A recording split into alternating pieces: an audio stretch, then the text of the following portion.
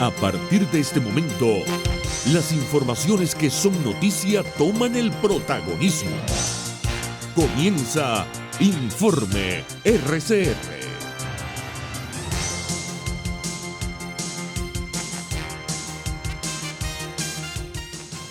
Muy buenos días, sean bienvenidos a este Informe RCR.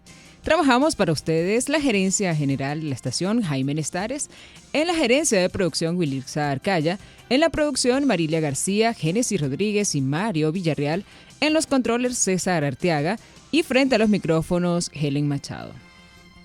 Recuerden que nos pueden escuchar a través de nuestras redes sociales, en Twitter por @RCR750, a través de la página web rcr750.com, la radio que se ve, y suscríbanse en nuestro canal de YouTube RCR750. De inmediato comenzamos.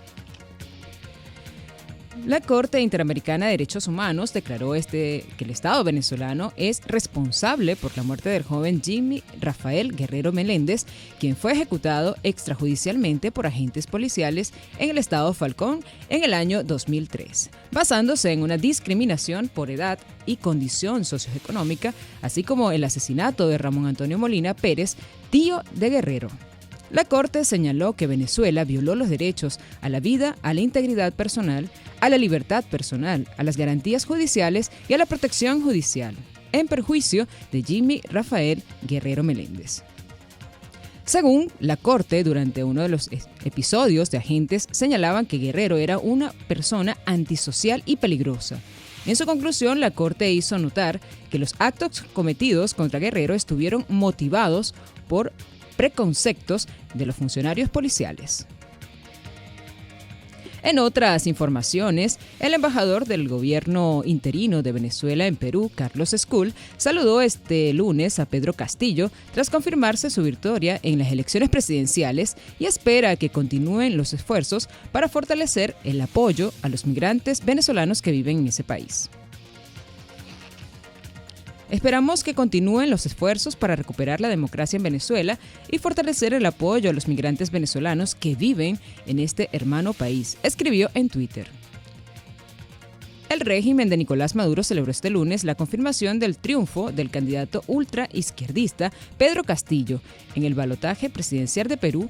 En este sentido, el canciller chavista Jorge Arriaza manifestó su firme voluntad de trabajar de la mano con el nuevo gobierno de Perú con el fin de desarrollar una relación bilateral cooperativa integral.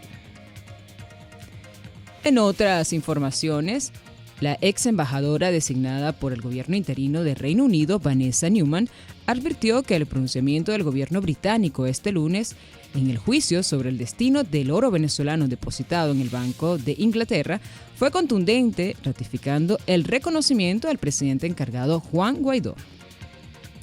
La diplomática explicó que el documento presentado por la Cancillería del Reino Unido en el juicio dejó claro que el trato con el régimen de Maduro para asuntos de carácter pragmático en nuestro país no comporta ninguna contradicción en el reconocimiento a Guaidó. Y si yo de vez en cuando, o la Cancillería británica de vez en cuando tiene que hablar con alguien del régimen de Maduro por temas pragmáticos, como que una visa o la entrada o salida de diplomáticos, entonces eso no tiene nada que ver y no es una contradicción. Eso es plenamente pragmático. Y el cuarto punto es, se aplica la doctrina de una sola voz.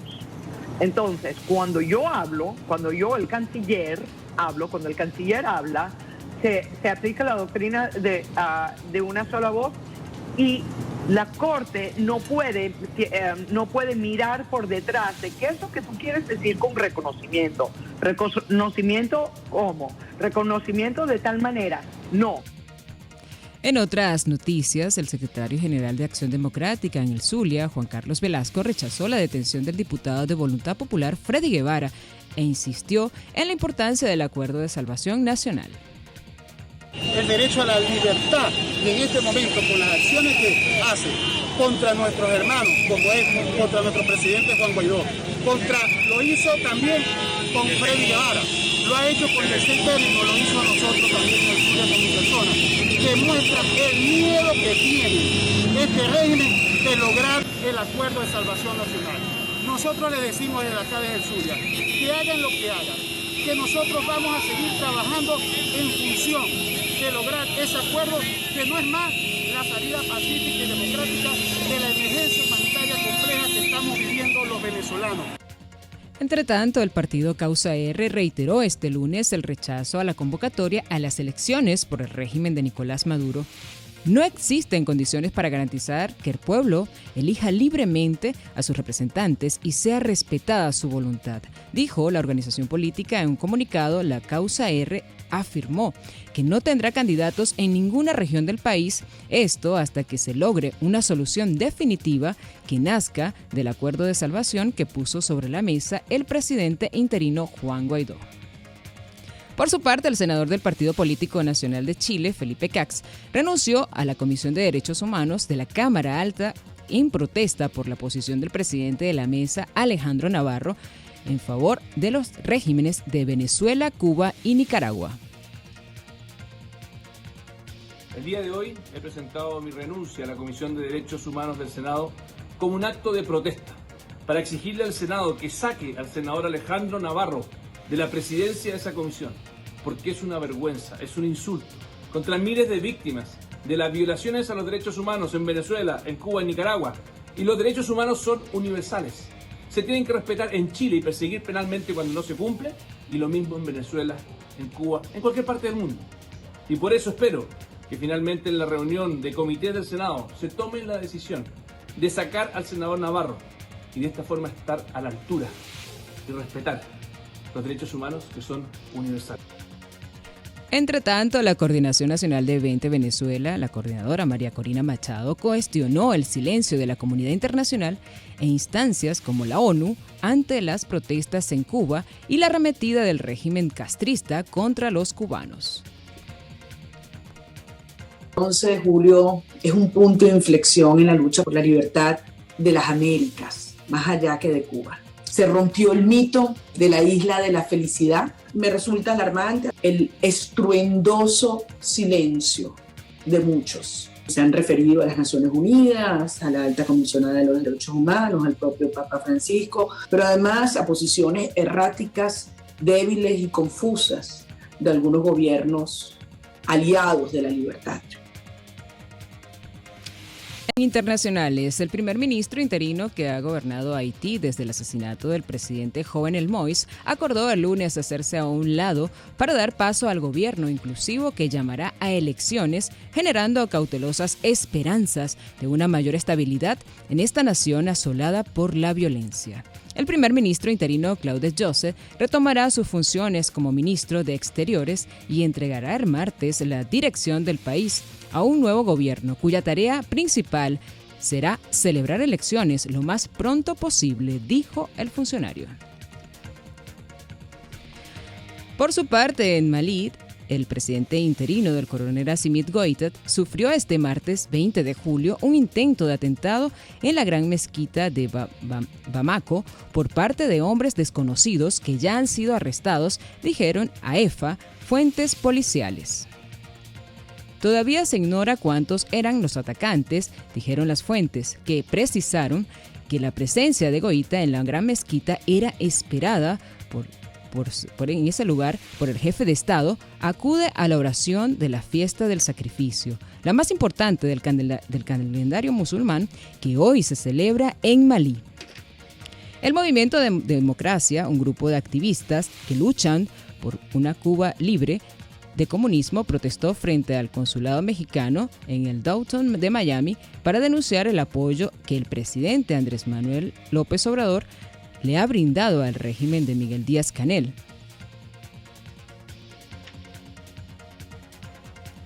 Raúl Sánchez, presidente del Movimiento Democracia, le pidió públicamente al mandatario mexicano retratarse de sus declaraciones. Asimismo, Sánchez pidió al presidente de Estados Unidos, Joe Biden, que visite Miami pronto y se reúna con los líderes cubano-americanos. Si no nos escucha en los próximos días, ojalá que sea así, estamos considerando, para llegar a sus oídos, comenzar una huelga de hambre con un mensaje respetuoso al presidente. Presidente, el pueblo de Miami quiere que usted venga. Y a la vez le pido a la comunidad cubana que si el presidente acepta eso, que lo recibamos con mucho respeto, firme y con las peticiones en la mano para que se reúna con los dirigentes del exilio cubano, no solamente la vieja guardia, lo cual es importante, sino las nuevas generaciones, para que escuche a ese pueblo. En Brasil, uno de los países más castigados por la pandemia en el mundo, registró en las últimas 24 horas 542 nuevas muertes por coronavirus, el menor número de fallecimientos en un día en 5 meses, tan solo por encima de los 527 decesos contabilizados el 21 de febrero, informó este lunes el gobierno. De acuerdo con el boletín divulgado por el Ministerio de Salud, el gigante latinoamericano igualmente registró 15.271 nuevos contagios por COVID en las últimas 24 horas, el menor número de casos para un día en más de 8 meses desde las 15.360 infecciones contabilizadas el 15 de noviembre del año pasado. En Colombia, el ministro de Salud, Fernando Ruiz, hizo un llamado vehemente el lunes a los colombianos a protegerse en los próximos días y evitar cualquier tipo de aglomeración que genere un nuevo incremento en el pico de contagios de COVID-19 y en el número de fallecimientos. Hemos venido padeciendo el pico más largo desde el inicio de la pandemia, con números de muertos que los colombianos pueden evidenciar entre los 500 y 600 muertos al día prácticamente durante todo un mes. Esa situación ha venido revirtiéndose en los últimos días. Desde el día 15 de junio venimos experimentando en ciudades tan importantes como Bogotá un descenso en la demanda de camas de cuidado intensivo y el último pico, la última alta parte del pico en la ciudad y prácticamente en todo el país se presentó el día 28 de junio. España, la mitad de la población tiene la vacuna completa contra el COVID-19, una vez que se ha inmunizado a más de 24 millones de personas y ya son 10 las comunidades autónomas que también tienen el más del 50% de su población con la pauta finalizada, según datos del Ministerio de Sanidad. Por su parte, la secretaria de Estado de Sanidad española, Silvia Calzón, calificó como un hito muy importante la inoculación de más de la mitad de la población en España. Pasado viernes se han administrado casi 1 millón de dosis, concretamente 990.941, y estos buenos datos nos permiten anunciar hoy que hemos alcanzado un hito muy importante. Más de la mitad de la población española está vacunada ya con una pauta completa de vacunación, es decir, más de 24 millones de personas, concretamente a 39 años, y 1 de cada 4 personas del grupo de 20 a 29 años tienen ya administrada al menos una dosis de la vacuna. Por su parte, la presidenta de la Comisión Europea, Ursula von der Leyen, se mostró el lunes preocupada por el supuesto espionaje a periodistas con el software israelí Pegasus, lo que hemos leído hasta ahora que debemos verificar, pero si este fuese el caso es absolutamente inaceptable y está en contradicción con cualquier regla que tenemos en la Unión Europea, declaró von der Leyen en una rueda de prensa en Praga. Se refería así a los resultados publicados el domingo de una investigación internacional que apunta a que el software espía creado por la empresa israelí NSO Crowd fue usado para infiltrar teléfonos celulares de periodistas, defensores de derechos humanos y funcionarios gubernamentales. Pasamos a economía. Venezuela puede convertirse en unos meses en el campeón mundial de la hiperinflación más larga de la historia, superando a Nicaragua, afirmó el economista y profesor universitario Luis Oliveros. Venezuela va a su 8º año en la caída del Producto Interno Bruto, otro récord negativo que tenemos como país, indicó Oliveros. El economista indicó que para solucionar los problemas de la economía venezolana se tienen que generar soluciones integrales. Los precios internacionales del crudo se recuperaban levemente en horas de la mañana. El WTI de referencia en Estados Unidos se cotizaba en $66.84 el barril, mientras que el Brent de referencia en Europa se ubicaba en $68.92 el barril.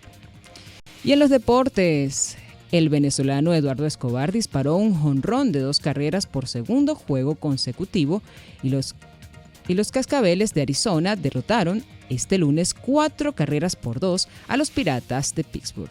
Escobar, que fue el único representante de Arizona en el Juego de las Estrellas de la semana pasada, continuó su sólida temporada sacando una línea bateada bajo por encima del muro de jardín derecho para el 22º cuadrangular de la historia de la temporada. Y así llegamos al final de este compacto informativo. Los dejamos con más de la programación de su RCR.